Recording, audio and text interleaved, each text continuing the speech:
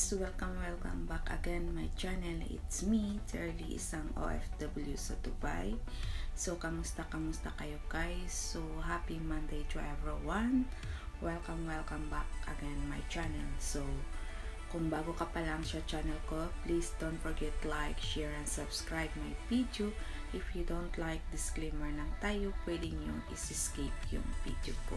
So, today we are discuss about for the coffee DY coffee scrub. So this is the homemade coffee DY scrub for the smooth and brightening or exfoliating skin. So ano ba ang ingredients ng coffee scrub, DY coffee scrub? So number one is the sugar, and then olive oil, and then of course the coffee.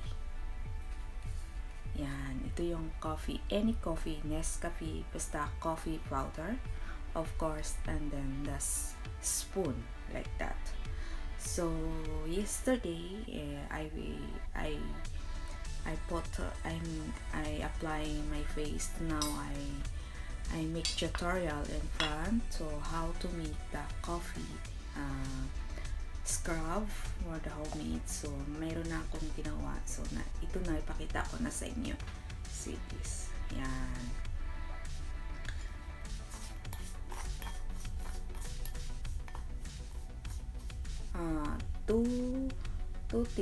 Two teaspoon of coffee powder, 1 tablespoon of olive oil, 1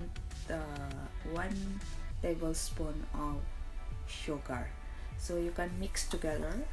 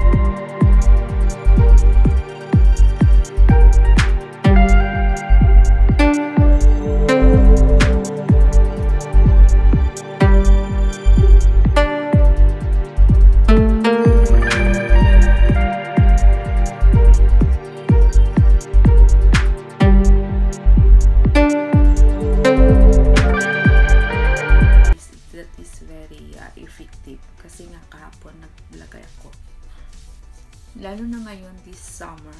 So after that, you can apply before you going sleep. Like that.